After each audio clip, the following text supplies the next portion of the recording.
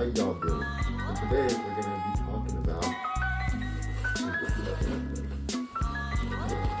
Vanguard Veteran Squad. Now, I bought this thinking, oh, this is a pretty cool squad. It's an old model. Maybe they might still have some rules, and they do. But like, let's get more into that. And also, how to paint them. Now, opening the box, we're introduced to the manual. Now, me personally, I fucking love Lightning Claw, so we're gonna go do that. So yeah.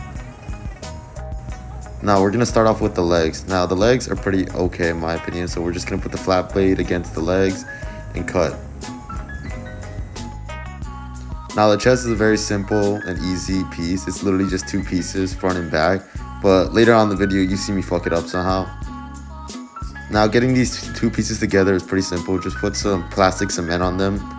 Usually put the plastic cement on the piece that's gonna be inserted, so like the female part, and then you're gonna put the male part on. My dumbass somehow put one of them completely fucked up and didn't notice it until almost the end. But it's alright because these pieces are so simple, you can't fuck them up.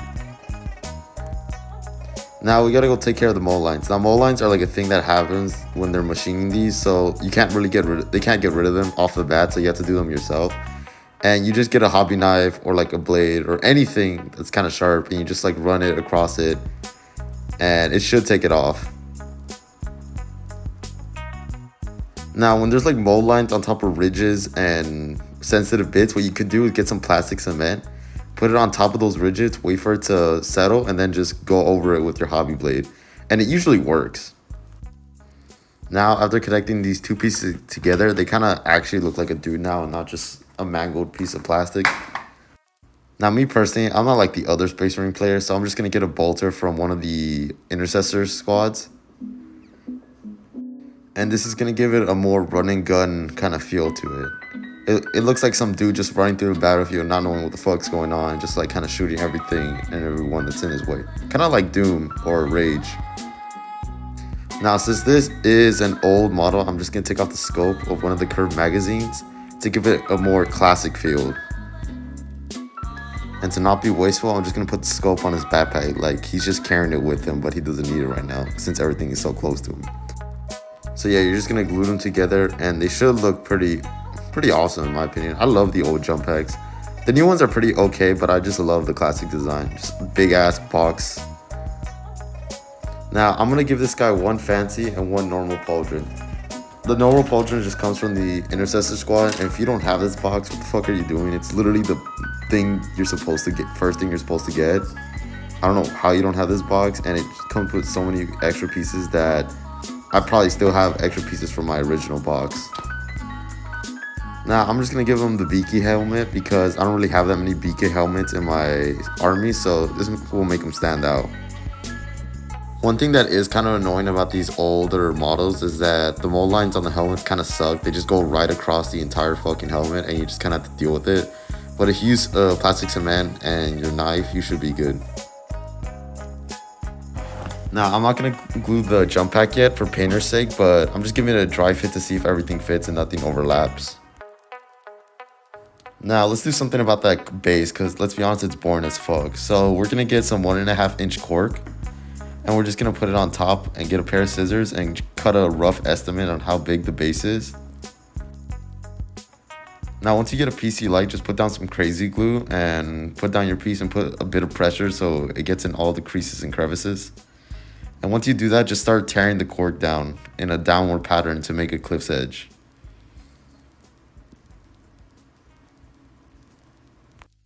You could even use some of the pieces that you tore off as little rocks and cliff edges on top of your already pretty cool base. Now, a Warhammer base without a skull is like a Bob Ross painting without a tree, so we just gotta add a little friend. Now, right now I'm just adding skulls to my jump pack so I can put nails in it later. I taught y'all how to do this in a different video, but here's a reclaimer if y'all need to do it. Just put some glue, put a skull, and then just drill a hole in it and sewing pin and glue. That's it. And for the chain, it's the same thing. All you need is super glue and miniature chain. You could just find this at a Hobby Lobby. That's where I actually got mine, so yeah, anyone could do it. Be careful with super glue because if y'all didn't know, super glue is very sticky. Who knew? So yeah, just drill the skull and put a little nail in there, you should be fine. Oh yeah, and in this video I actually drilled the hole deep enough, not like last video. Now when I was dry fitting everything, I noticed that everything didn't really like fit well. It kind of like, he had like a very forward stance, so we're just gonna fix that.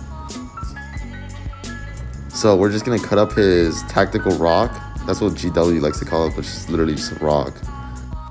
And once we're done cutting up the rock, we're just gonna put it down on the base and see if we like the pose. And I did, so I just kept it like that.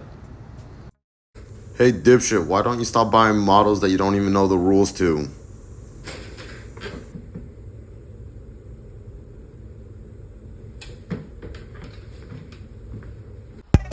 Alright, so after going over the rules, I came to the conclusion that these guys are kind of just worse assault marines with jump packs. But they're not really worse, they're more in the sense different, because they're for 5 extra points you get lethal hits on charge, but you also get less variability or variety with their melee attacks, because they only have one melee option for all of them, even though their box comes with like lightning calls, chain swords, and power axes, everything.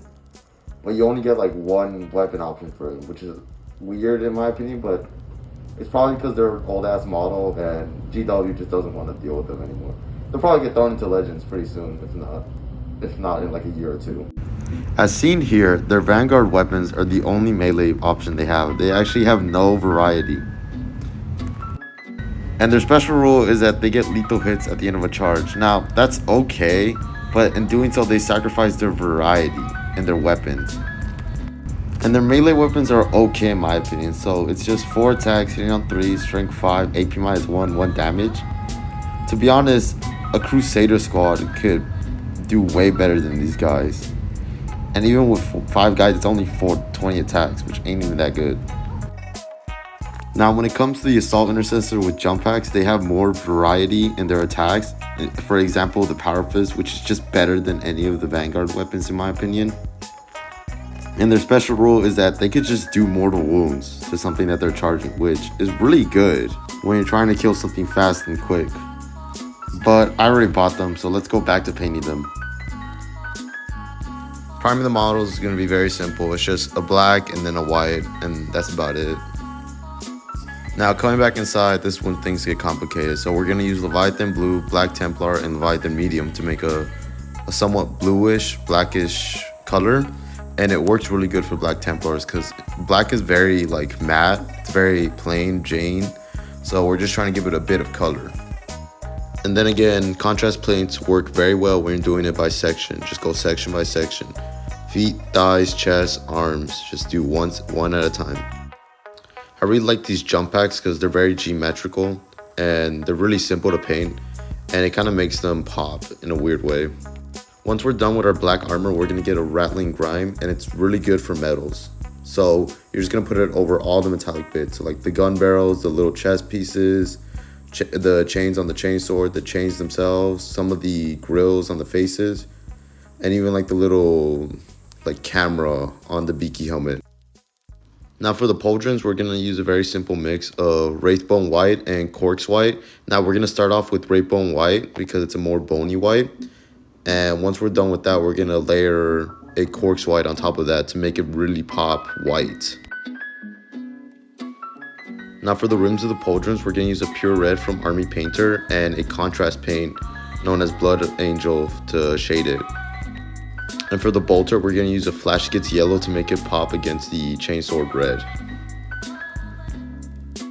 Arguably the hardest part of the model is the lenses. So what we're going to do is base them with a Corpse White and then come in with a Bale Red to shade them and make them glow. Now, I almost forget about the skulls, but just get a skeleton bone and just base them all over the skulls and you should be fine. Once we're done with the backpack, we're gonna glue it to the guy with super glue, and you should have done dry fitting before this so everything just fits in place. Now we're gonna get a skeleton horde. It's a contrast paint. We're just gonna put it all over the pauldron. This is to shade it and make it look like they've been fighting for centuries. Now, anytime a Space Marine has like a little camera like this, I always use Striking Scorpion Green. It's a very nice green and it makes it glow.